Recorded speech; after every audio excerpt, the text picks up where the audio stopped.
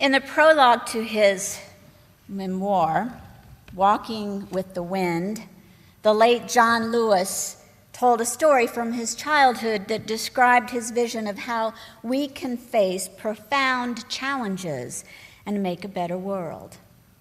It went like this. About 15 of us were outside my Aunt Seneva's house, playing in the dirt yard. The sky began clouding over. The wind started picking up. Lightning flashed far off in the distance, and suddenly, I wasn't thinking about playing anymore, he said. I was terrified. Aunt Seneva was the only adult around, and as the sky blackened and the wind grew stronger, she herded us all inside. Her house was not the biggest place around, and it seemed even smaller with so many children squeezed inside. Word has it, it was a house that's called a shotgun house. Not very wide, but long. Small and surprisingly quiet, all of the shouting and the laughter that had been going on earlier outside had stopped. The wind was howling now, and the house was starting to shake. We were scared. Even Aunt Seneva was scared. And then it got worse. Now the house was beginning to sway. The wood plank flooring beneath us began to bend. And then a corner of the room started to lift up. I couldn't believe what I was seeing. None of us could. This storm was actually pulling the house toward the sky with us in it. That was when Aunt Seneva told us to clasp hands. Line up and hold hands, she said, and we did as we were told. Then she had us walk as a group toward the corner of the room that was rising. From the kitchen to the front of the house we walked. The wind screaming outside, sheets of rain beating on the tin roof. Then we walked back in the other direction as another end of the house began to lift. And so it went back and forth, 15 children walking with the wind, holding that trembling house down with the weight of our small bodies. More than half a century has passed since that day, he recalled, and it has struck me more than once over those many years that our society is not unlike the children in that house, rocked again and again by the winds of one storm or another, the walls around us seeming at times as if they might fly apart. It seemed that way in the 60s, at the height of the civil rights movement, when America itself felt as if it was going to burst at the seams. So much tension, so many storms. But the people of conscience never left the house. They never ran away. They stayed, they came together, and they did the best they could, clasping hands and moving toward the corner of the house that was the weakest. And then another corner would lift, and we would go there.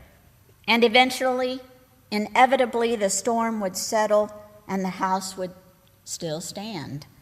And we knew another storm would come, and we would have to do it all over again, and we did. And we still do, all of us, you and I, children holding hands, walking with the wind. Beautiful, right? Beautiful. We are the children of which the late Lewis speaks, metaphorically holding hands, still fighting for justice and the world of our dreams, one where oppression is replaced with equity and freedom for all, real freedom for all, to pursue a life of health and happiness. I don't know about you. Well, yes, I do. I know what's in the hearts of many of you. I feel like I'm running from one corner of the house to another, fighting one injustice to another. I thought Lewis's story was very pertinent for today. In our meeting houses, we Unitarian Universalists almost weekly profess our aspiration to live powerful values. We may have differing personal beliefs about subjects such as God, heaven, and hell, but what connects us is our commitment to living a life guided by values. Perhaps you have heard the acronym JETPIG. How is that acronym helpful? Well, when a complete stranger says, "What is a Unitarian Universalist?" you can say, and you've got the card right with you, that bookmark, "Centered in love, we strive to build," here's the acronym part: J, justice; E, equity; T, transformation; P, pluralism; I, interdependence and generosity. Now, of course, anybody, especially if you're a latecomer, Margie has copies of that bookmark. You may be asked to explain a couple of the values, but at least you can recall them, yes? Our principles were wonderful. Our 7 principles are great, but often if you stood in an elevator and you had 2 floors and somebody says, "I see you have a badge that has this chalice, what's a UU?" you can quickly give the values. Now, the principles were a little harder. You can say, "Oh, I remember dignity and worth, and there was this one about justice, and there was this." So that's why those values are so wonderful. It also, any decisions that we make for ourselves, we can pause to say, is this fitting within my values?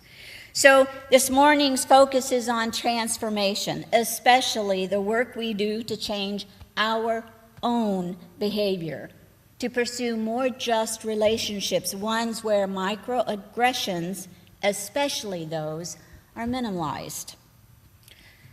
Although for most of us, I know I'm this way, I would just as soon say, those people need to change, right? Well, that person's not doing it right, that person, but it's harder to say, oh, I need to consider how I might need to change. There is always room for me to learn something new, especially when it comes to developing further my anti-racist identity.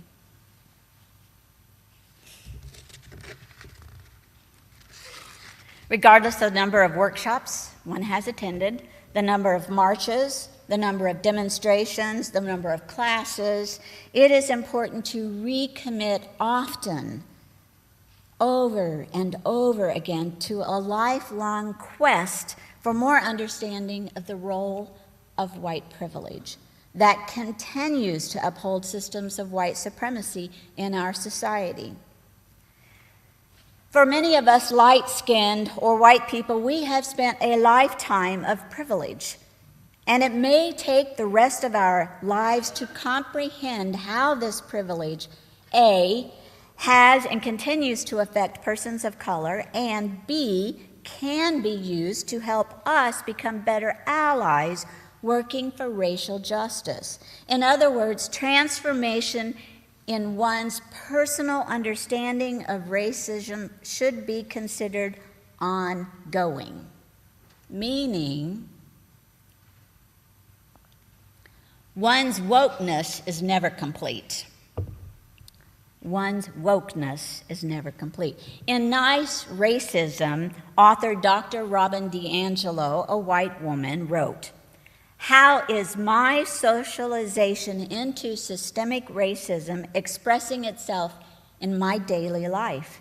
And what can I do to interrupt it in myself, in those around me, and in our institutions?" In any conversation about race, the first complaint or rebuttal against a discussion about racism tends to include a conversation about guilt. It's an often unspoken thread, but it's okay to notice the feeling, but it's not helpful to allow this feeling of guilt to stifle growth. So here's the thing. Angelo said, white guilt is a normal response for many white people. It must either be temporary or used to motivate action. Otherwise, guilt merely functions as an excuse to protect complicity. When we understand white supremacy as a system, and get this, we did not have a choice to be socialized into, guilt becomes a moot point. It is on us to buck up and move through it. Did you hear what I just said? We did not have a choice to be born into a society that upholds white supremacy. So take that guilt, because the only guilt we should have is that we're not open to changing how our actions might keep that system of white supremacy and privilege up. I think we all know what happens when a president tries to protect feelings of discomfort within and in a white majority population, don't we? Officials in power choose to deny funding to organizations or institutions that endeavor to, say, share the honest story via visual depictions and murals even of the ugly and the painful parts of our nation's story. It is as if the president wants to erase the past, for example, such as the history of the contributions of African Americans in the United States. I find this troubling, to say the least. So our work today includes learning how to transform our own behavior. And it's about pursuing justice. By doing this, we are also touching on that other value, such as justice, as we learn to develop personal relationships of honor and respect and dignity in subtle and not so subtle ways, in small ways that add up to larger habits. We have a chance to minimize the ever-deepening pressure in our society, especially at the political level, that is working so hard to keep things as they are, or worse, to uphold white supremacy. True, authentic change begins in one's heart, the home, and our faith-based organizations. So let's begin by consider this. What not to say or do to visitors who show up in our sacred meeting spaces. The following are subtle methods that express racial insensitivity, ignorance, and arrogance. These actions and words have a racist impact and contribute to an overall racist experience to especially our BIPOC, Black, Indigenous, and persons of color persons. These actions and words may be all the more maddening to individuals precisely because they become easy to deny and hard to prove. These are the words from Dr. D'Angelo, a white woman speaking to a white audience about her research on what she has received as information to help us grow. 1, not taking the effort to learn someone's name, always mispronouncing it, calling them something easier to pronounce, or making a show of it, or avoiding the person altogether. So look, I know, it's embarrassing to fumble a name badly, isn't it? It is. It's embarrassing. If you say the name and the person corrects you, simply say, "Okay, thank you, I will try again," and maybe again and again. Don't make a big deal of it. It's okay. If you say, "Oh, well, that's a really big name, I'm going to call you this instead," or you're loud and you're saying, "Well, I didn't mean whatever," then it becomes about you and they have to tell you it's okay. But what you're trying to do is welcome the newcomer. And you say, I'll work on it. So glad to have you here. Move on, move on. This is not an occasion to highlight one's efforts in order to acquire attention. Again, I'm speaking to you out of gentleness. This is not judgment. Just already, a beloved had a conversation about, you don't need to be the word police. That's not what I'm doing. I'm bringing this information for your consideration and growth. 2, refrain from touching, commenting on, or marveling at and asking questions, especially about a Black person's hair or any physical aspect, actually. While you may be thinking, well, look, I'm just complimenting a person, I'm just telling them what I like about them, know that often a person has had countless comments about a physical aspect of their being. This gets really old when one is trying to achieve some sense of comfort in a fairly new setting. Again, it's your intentions might be sweet and kind, but it's how it lands that often causes discomfort. This is what the research is telling us that our BIPOC individuals are asking. Don't say, oh, it's wonderful to have a young person join us, even though you might feel that way. I've heard this. Avoid commenting on physicality. Oh, you look young. Well, it's nice to have you. Might you give them instead a kind compliment, such as, I am thrilled that you've chosen to join us today. You can add this. I wonder if you might tell me a little something about yourself, such as what do you do when you have time off, when you have free time? We don't want to make judgment about working or retired. What do you do in your free time? Do you have a pet? What's your pet's name? Stay away from the physical aspects.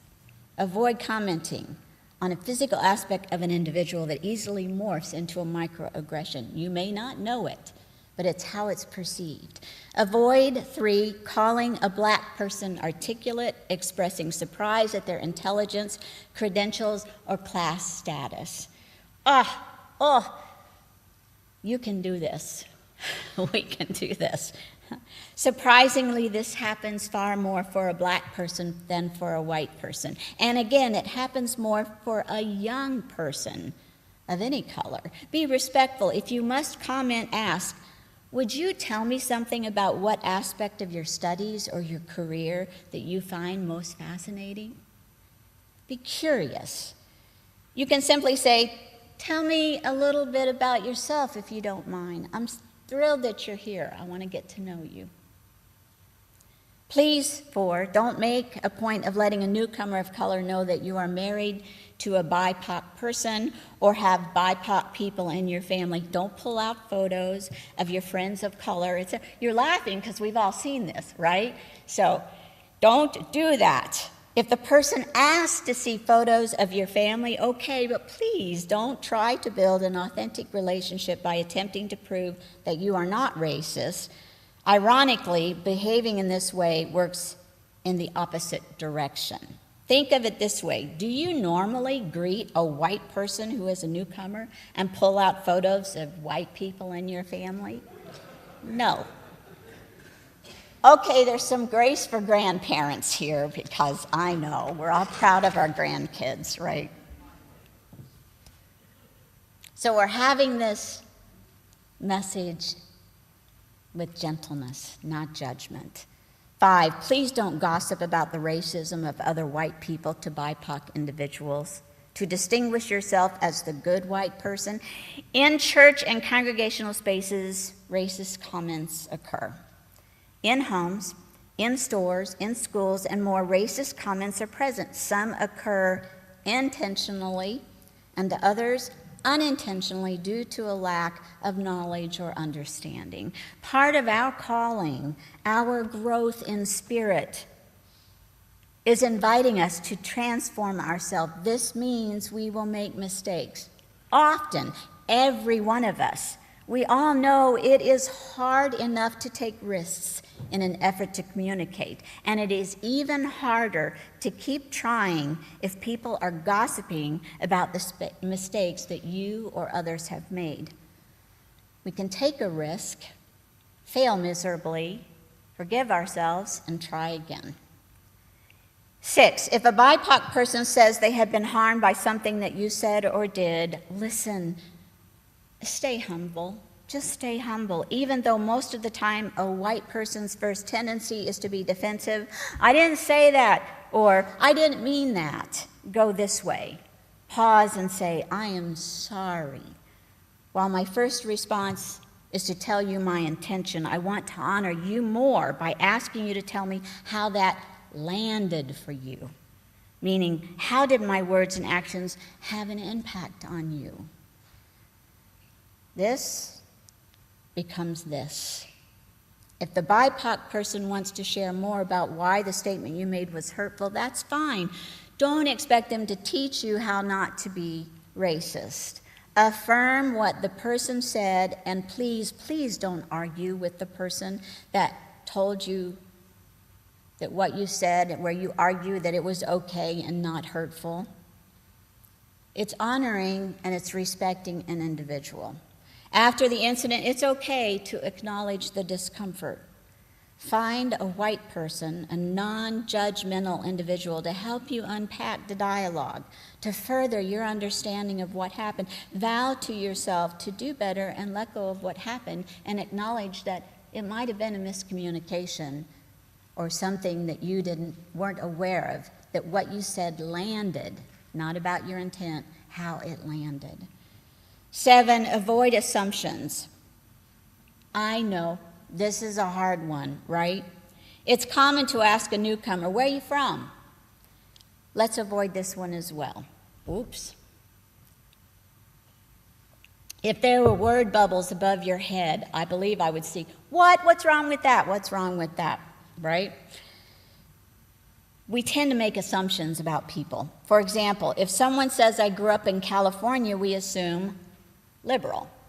If a person says, I moved here from Texas, we assume conservative. I don't know about you, but when I go up north and when asked that I tell people I live in Florida, there exists a pause. Again, you all know this, right? Depending on who it is, the person is making a judgment about me. I can hear their thoughts. Oh, super conservative, old, and homophobic. I don't like it. Do you? Here's another example. Perhaps most of us think Boston is not a town where there is a racist thread in interactions. Dr. D'Angelo wrote, quote, in an interview I did for a Boston-based radio show whose host was a white progressive and represents a mainstream progressive organization, I was asked if I really thought that racism was an issue given that we were in Boston. The idea that an entire city can be assumed to not be racist is in itself absurd, said D'Angelo. And then she continued, in a 2017 national survey commissioned by the Boston Globe, I know this a few years ago, do you think it's gotten any better? They found that of 8 major cities, black people ranked Boston as least welcoming. In this instance, being a resident of Boston was used by a white journalist as evidence of progressive anti-racist credentials, demonstrating just how out of touch white progressives can be with historical and current realities. How you doing? Are you hot? It is imperative to listen to the experience of BIPOC people, to read the research about white people and their reflections on racism, such as Dr. Robin DiAngelo's work, and for your summer of study, what's left of it, I encourage you to read Dr. Ibram X. Kendi's How to Be an Anti-Racist book. Maybe we can elevate our standards for racial literacy by listening to TED Talks and podcasts and books that help us to understand what we have failed to comprehend. And that's what it is. It's not about being a bad person being judged. It is about misunderstanding what we are missing. Let's grow our cultural competency by remaining humble and asking questions and avoiding making assumptions. May we remember that we are all people with similar hopes and dreams, experiences of joys and sorrows and fears.